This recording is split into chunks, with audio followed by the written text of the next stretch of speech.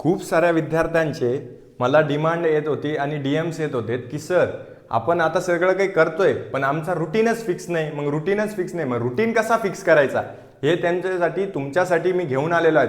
तर आपल्याला daily schedule कसा असला पाहिजे.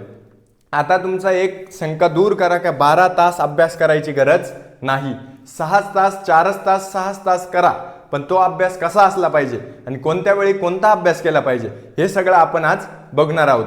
तर तुम्ही ह्या चॅनलवर जर नवे असाल तर नक्की चॅनलला सबस्क्राईब करायला विसरू नका. आणि आपल्याला पूर्ण डेली रुटीन्स मी तुमचा एक एक मिनिटाचा एक एक तासाचा कसा नियोजन लावलंय ह्या नियोजनानुसार जर तुम्ही अभ्यास केला तर तुमचे 95% येण्यापासून कोणीही रोखू शकत नाही. आणि तुम्हाला व्यवस्थित ह्याच टाइम टेबलने अभ्यास करायचा आहे आणि कोणत्या वेळी कसा अभ्यास करायचा हेही मी तुम्हाला सांगणार आहे. तर तुम्ही हा व्हिडिओ शेवटपर्यंत नक्की बघा. तर काही मुले असे असतील की स्क्रीनशॉट मारून घेतील, झालं आपलं काम तर झालं, पण याच्यात मी तुम्हाला एवढं सगळं काही व्यवस्थित दिलंय का. रेस्ट करायचा, पण काय करायचं रेस्ट करताना.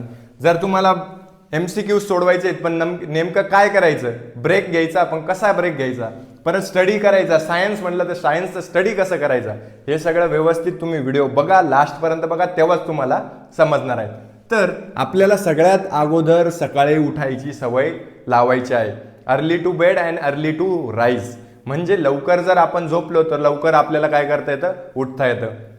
तरी आपण 10चा टाइम दिलाय झोपायचा, तर काही मुलं 12 वाजता झोपतायत आणि रात्रभर जागरण करतात, अभ्यास करतात.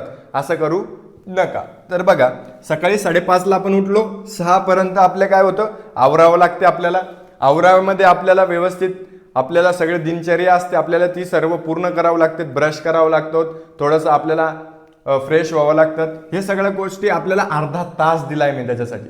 त्याच्यानंतर 6 ते 6:30 मध्ये तुम्हाला काय करायची, एक्सरसाइज करायची. एक्सरसाइज म्हणजे आपल्याला रोज काही करण्यासाठी बॉडीला एक नवीन एनर्जी लागत असते. ती एनर्जी कशी प्रोड्यूस होईल, तर एक्सरसाइजमुळे. मेडिटेशन केल्यामुळे डोक्याला पण व्यायामाची गरज असते, पण ती व्यायाम कशाने होईल, एक्सरसाइजमुळे. मेडिटेशन करायचं, आपलं ध्यान फोकस कशामुळे निर्माण होईल, एक्सरसाइजमुळे. तर ह्या सगळ्या गोष्टी आपल्याला काय करायचं, एक्सरसाइज कधीही वगळू नका, कारण की हे सगळ्यात महत्वाची गोष्ट आहे. तर आता 6:30ला जर आपण अभ्यासाला बसलो, फ्रेश वगैरे होऊन सर्व काही व्यवस्थित आवरून जर 6:30ला आपण अभ्यासाला बसलोय, चहा वगैरे नॉर्मल आपल्याला झोप येत असेल तर घेऊन, तर 6:30 ते 8 मध्ये तुम्हाला करायचा सायन्सचा अभ्यास. सकाळी सायन्स का बरं, तर का बरं की सायन्सच्या बेसिक कन्सेप्ट दिलेल्या आहेत तुम्हाला. त्या कन्सेप्ट सकाळी आपलं माइंड फ्रेश असतं, त्या कन्सेप्ट व्यवस्थित आपल्या डोक्यात बसत असतात.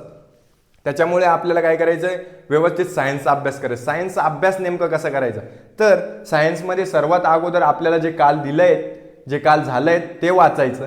मग नंतर परत त्याच्यावर अजून डिटेली एक्सप्लेन करायचं, एखादा व्हिडिओ बघायचा.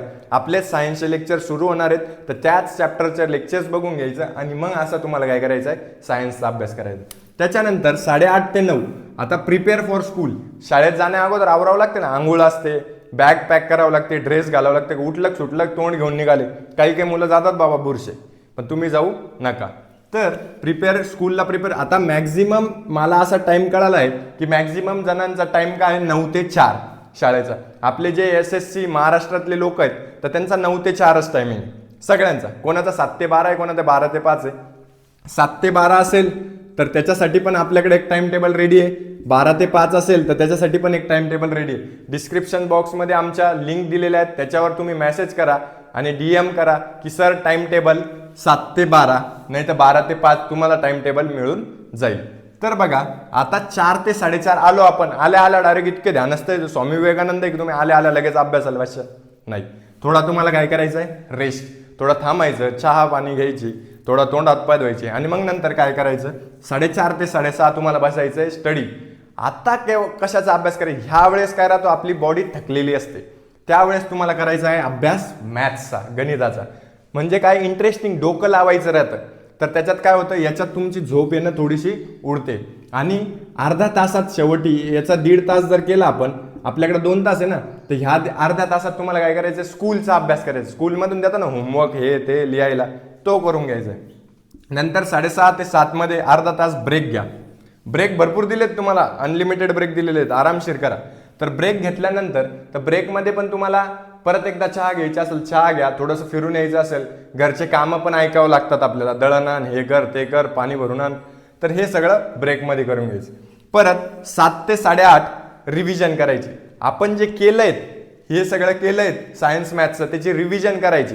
आणि रिव्हिजन करताना आपल्याला जे शाळेत शिकवलंय त्याचीही रिव्हिजन करत राहायची. आणि एक्सटर्नल सब्जेक्ट करायचे. एक्सटर्नल सब्जेक्ट म्हणजे ज्याचा तुम्हाला शाळेत शिकवलं, इतिहास, भूगोल, मराठी, हे जे असेल ते ह्या 1.5 तासात, 1 तास, अर्धा तास रिव्हिजन, 1 तासात एक्सटर्नल सब्जेक्ट. एक्सटर्नल सब्जेक्टला जास्त वेळ लागत नाही.